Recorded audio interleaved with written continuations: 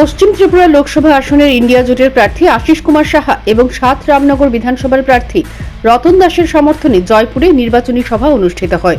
সভায় উপস্থিত ছিলেন বামফ্রন্টের আহ্বায়ক নারায়ণ কর, কেন্দ্রীয় কমিটির সদস্যা রমা দাস সহ অন্যান্য কংগ্রেস নেতৃত্বরা। সভায় বক্তব্য রাখতে গিয়ে কেন্দ্র এবং রাজ্য সরকারের তীব্র সমালোচনা করেন সিপিএম নেত্রী রমা দাস। তিনি বলেন, দিল্লিতে বিজেপি 10 বছর ধরে ক্ষমতায় রয়েছে। এই সময়ের মধ্যে দেশের কৃষক থেকে শুরু করে বেকার শ্রমিক সকলের ক্ষতি করেছে। যে প্রতিশ্রুতি দিয়ে দেশের ক্ষমতায় বসেছিল সেই প্রতিশ্রুতি তারা পূরণ করেনি। প্রতিটি নির্বাচন আসলেই মানুষকে বোকা বানিয়ে ভোট নিয়ে যায়, আর ভোট পেরিয়ে গেলেই মানুষের কথা বেমালুম ভুলে যায়। ত্রিপুরার কথা তুলে ধরে রমা দাস বলেন, ত্রিপুরায় 6 বছর ধরে বিজেপি ক্ষমতায় রয়েছে। রাজ্যের বিভিন্ন দপ্তরে হাজার হাজার শূন্য পদ পড়ে আছে। এই সব পদে লোক নিয়োগ করছে না।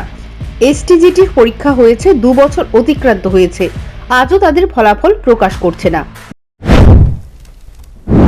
আমরা গোটা দেশ আজকে একটা বিশাল লড়াইয়ে অবতীর্ণ হয়েছে।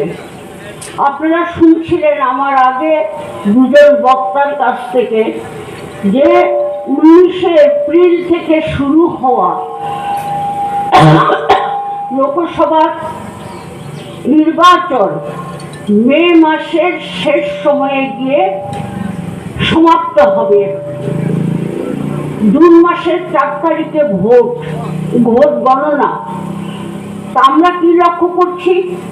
আমরা লক্ষ্য করছি কাশ্মীর থেকে হিমাচল, কন্যাকুমারীকে ত্রিপুরা, আসাম থেকে জম্মু কাশ্মীর বা ভারতবর্ষের প্রান্তে প্রান্তে কোণে কোণে আজকে গোটা দেশ জুড়ে মানুষ লড়াইয়ের ময়দানে অবতীর্ণ হয়েছেন।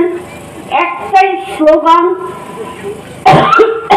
বিজেপি হটাও, দেশ বাঁচাও। আসলে লড়াইটা দুই বানিয়ার বিরুদ্ধে।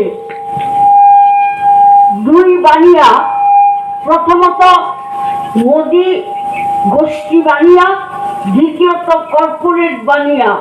এই দুই গোষ্ঠীর বানিয়ার বিরুদ্ধে দেশের আপামর শ্রমিক, কৃষক সহ মেহনতি মানুষ, ছাত্র, যুবক, অন্যান্য অংশের শ্রমজীবী মানুষ, শোষিত নিপীড়িত জনগণ আজকে এই লড়াই।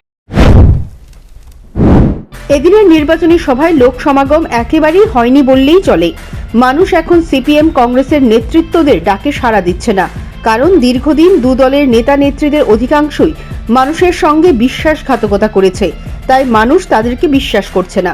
নির্বাচনী সভাগুলোর লোক সমাগম এর প্রমাণ।